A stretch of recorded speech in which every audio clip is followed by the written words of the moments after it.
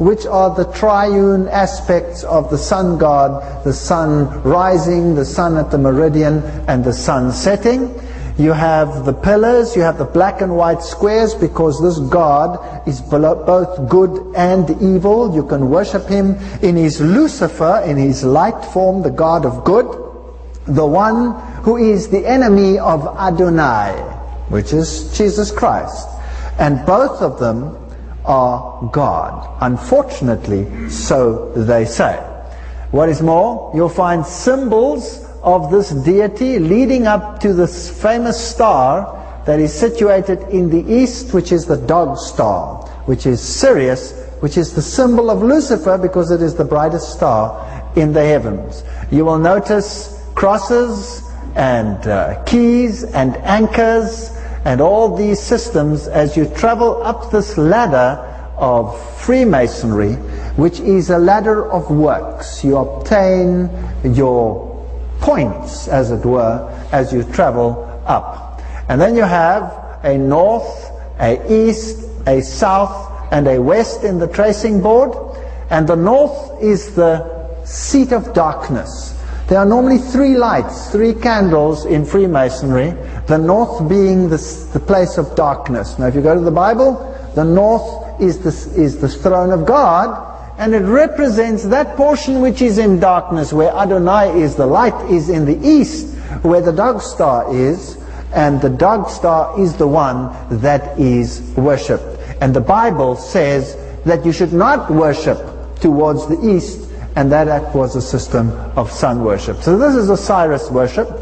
These symbols, of course, come from Catholicism, because Catholicism teaches exactly the same thing in its secret mysteries. Here's the tracing board of the 2nd degree. That was the 1st degree. It's very similar. Again, you have the black and white squares. Then you have the 2 pillars of Yachim and Boaz. And they base it on the system of the Temple of Solomon. But Solomon is used as an acronym. They use it as an acronym. It's not really Solomon. It is Sol On. Sol is the name for the sun in the Latin, and Sol was the eastern form of the sun god, and On was the Egyptian form of the sun god. And they have secret code words, and they even chant in their secret codes, "O wonderful Lucifer." Lucifer is the god behind the scenes. All the symbols behind it, for example, the sexagesimal over here, the 6-pointed star with a G in it. The G stands for geometry. The G stands for the Grand Master. It does not stand for God. And if you go into a Freemason lodge, then you will find that the brightest seat is where the worshipful master sits. He sits in the east. And then you will have Helios, the sun god, on the south side. And on the west side, you will have Pythagoras, who was the occult god of geometry and mathematics, and a wizard in his days. So it's witchcraft. That's what it's about in its deepest sense. Now, if you go to Roman Catholicism, you will find the vision of Don Bosco, 1862, and Don Bosco declared that the papacy would succeed in landing the gospel ship between the twin pillars of the faith. So here again, as in Freemasonry, you have 2 pillars. And the one pillar has the Eucharist on it with the letters IHS, Isis, Horus, Set, and the other pillar has Mary on it, and that represents the twin pillars of the gospel. Now, in the final analysis, this first pillar, the Eucharist, is the celebration of the sacrifice of Christ. In a sense, it is the sacrifice or the celebration of the victory of Lucifer over Jesus Christ. And Jesus is kept dead by having the sacrifice repeated all around the world. So the sacrifice is a continual. Jesus is constantly nailed to the cross. So the greatest pillar represents the victory of Lucifer over Jesus Christ. And the smaller pillar represents the replacing of the tamid, the continual, the ministry of Christ, with that of another, and they have the female form of the deity Lucifer, who is androgenic, both male and female. He can appear as Maitreya or he can appear as Mary. And both of these deities are interchangeable, or you can have a total mixture of them. So homosexuality, lesbianism, all these things are totally acceptable depending on whether you are on the white or the black or the merged squares. The Bible, Revelation 14:12, also talks about something to base your faith on. Here's the patience of the saints. Here are the ones who keep the commandments of God. So one pillar of faith is the commandments of God, and the other is the faith of Jesus. Whereas in Luciferian worship, it is the victory over Jesus and the replacing of Jesus which take the place of those two components. And these two world systems are coming into collision. And that's where the rubber will meet the road. Let's go into the book of amulets. New Age teaches about trinkets and amulets and little charms and things like that. And they have all kinds of shapes and sizes. We'll be dealing with them as we go into Freemasonry.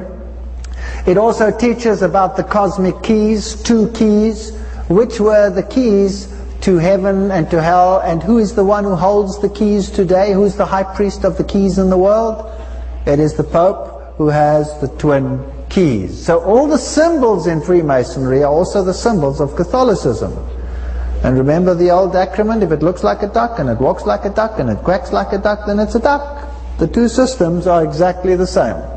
Then there's pyramid power. Pope Sixtus had the pyramid on his head. They use all the Egyptian monoliths in Catholicism. There are more in Rome than there are in Egypt.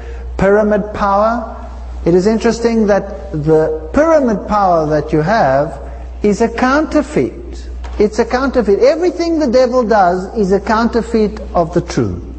So somewhere of the true there must also be some pyramid.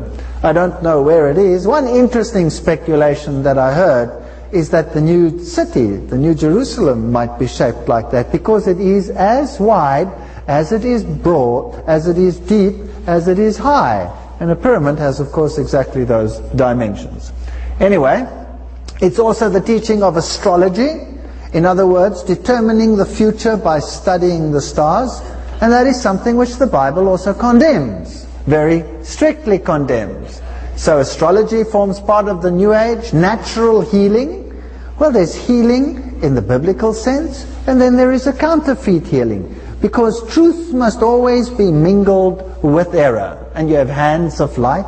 And the idea is that every single human being is Christ and has the capacity of Christ. We're all equal, and we can all learn to be like Christ and to perform the miracles that Christ performed by our own power. Archetypes of the Tree of Life, the Tarot, Patchwork, the Enochian Workbook. These are all New Age documents, and they tell us something about the philosophy. Now, the book of Enoch was, of course, a Gnostic book, and Gnostic writings and apocryphal writings are part of the Roman Catholic system, but they are not part of the Christian system in terms of the Bible, and we'll be dealing with that later as well. So inherent in the New Age movement you have Gnosticism, and Gnosticism is nothing other than the ancient Egyptian cult of Osiris, which has its basis in Baal worship, and it comes